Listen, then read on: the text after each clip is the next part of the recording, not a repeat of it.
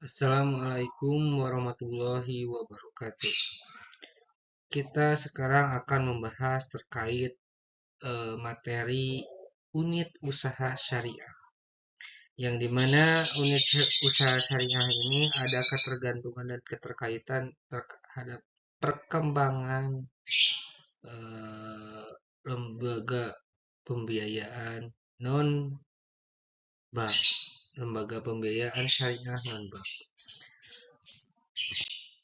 Nah, di sini ada pengertiannya unit usaha syariah menurut Dr. Adi Warman Akarim, seorang pakar ekonomi Islam. Unit usaha syariah merupakan bentuk transisi yang sangat strategis mendorong akselerasi pertumbuhan lembaga keuangan syariah. Jadi, menurut pemahaman, unit usaha syariah salah satu lembaga yang mengembangkan sistem keuangan syariah. Jadi di dalam pengelolaan, di dalam transaksi, di dalam sebuah sistematis peraturan-peraturan di dalam kelembagaan usaha syariah yaitu adalah pembahasan terkait dengan unit usaha syariah ini. Seperti itu. Kemudian prinsip usaha unit usaha syariah. Menurut Profesor Dr. Rifki Ismail, ekonomi senior Bank Indonesia dan penelitian ekonomi syariah, menjelaskan bahwa pemisahan dana dalam unit usaha syariah bukan hanya aspek administratif, tetapi merupakan bentuk perlindungan terhadap integritas syariah. Konsep segregasi dana di unit usaha syariah adalah refleksi dari prinsip amanah dan kejelasan hak milik. Inilah yang membedakan unit usaha dari unit usaha konvensional lainnya. Menurut Rifki Ismail 2019, Syariah Conference dalam buku berjudul Syariah Governance and Financial Stability. Jadi, dalam unit usaha syariah bahwasanya bukan hanya prinsip administrasi saja, namun juga ada prinsip kejelasan hak milik dan amanah terhadap keterkaitan transaksi keuangan syariah. Jadi setiap transaksi, setiap keterkaitan dengan unit usaha syariah itu harus ada kejelasan kepada kepemilikannya. Semisalnya begini, ketika kita menjaminkan suatu investasi terhadap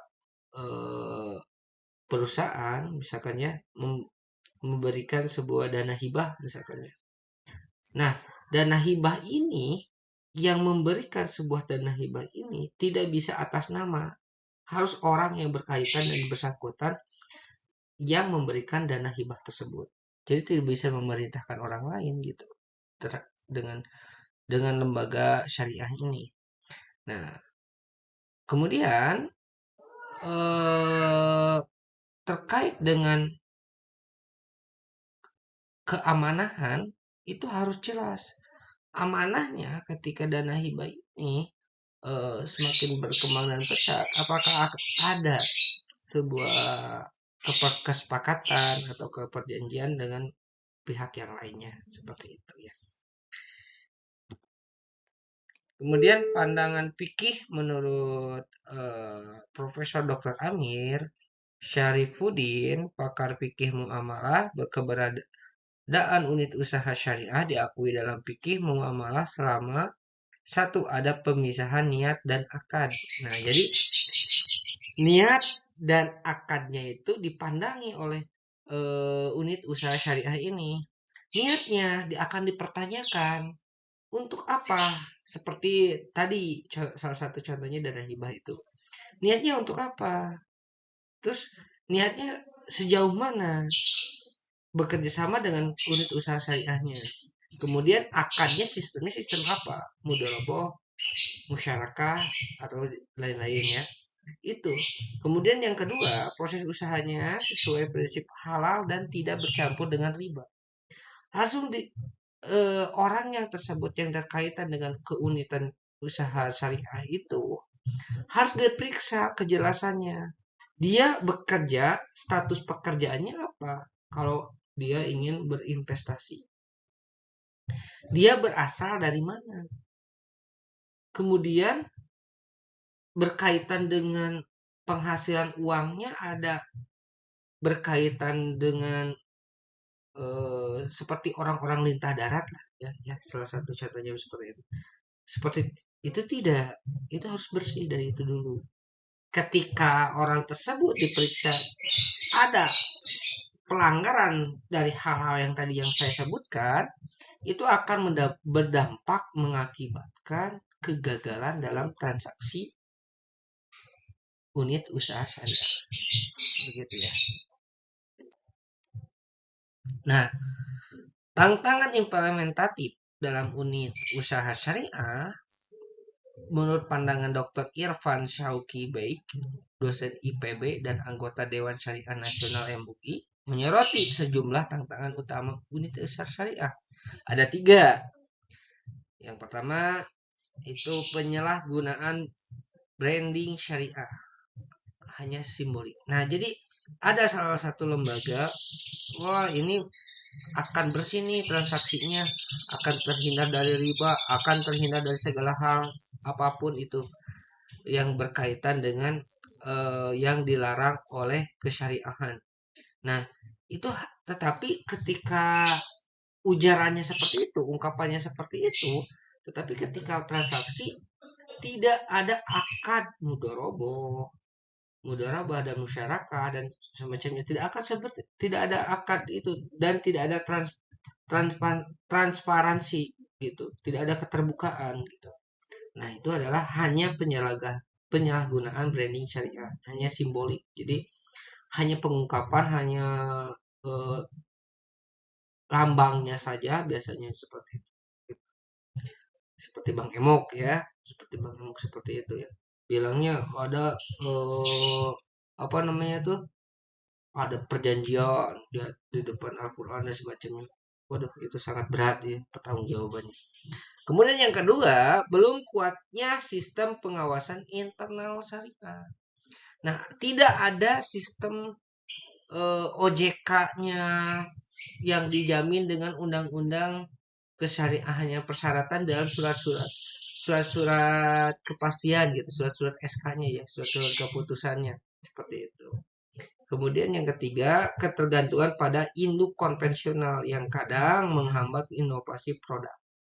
Jadi ada kerjasamanya dengan hak konvensionalnya yang tidak bisa terpisahkan, itu yang sangat menjadikan tantangan implementatif unit usaha syariah. Tetap ya, kita juga pasti ada keterkaitan dengan sebuah unit usaha konvensionalnya, masih belum murni, itu tantangannya itu ya. Kemudian prospek penguatan unit usaha syariah, spin off wajib unit usaha syariah adalah salah satu langkah krusial yang didorong OJK agar keuangan syariah Indonesia tidak hanya tumbuh secara kuantitas tetapi juga kualitas dan kemandirian. Menurut Budi Setiawan 2022, paparan OJK tentang roadmap keuangan syariah.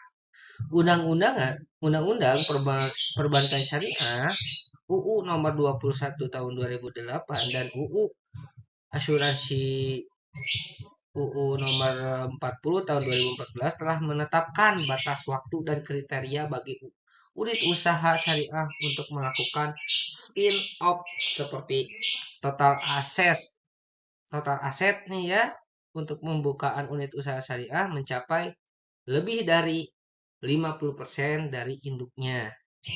Jadi misalkan kita ingin membuka sebuah cabang. Nah, cabang tersebut apa unit unit induk tersebut itu bermodal sekitaran 100 miliar misalkan ya. Nah, cabangnya harus memiliki modal 50 miliar. Seperti itu ya. Lebih dari 50%. Terus yang kedua telah beroperasi selama waktu tertentu biasanya 5 tahun. Jadi si unit pusat tersebut harus pernah beroperasional selama 5 tahun gitu. Kalau kurang dari 5 tahun itu tidak diperbolehkan membuka cabang.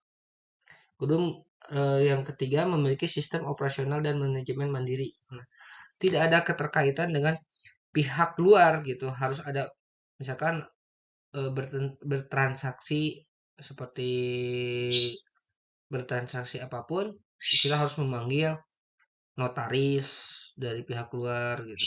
Itu harus ada kerjasama sejauh-jauhnya harus ada surat kerjasama dengan notaris-notaris yang sudah ada seperti itu ya. Nah, simpulannya, unit usaha syariah merupakan langkah penting dalam proses Islamisasi sistem keuangan.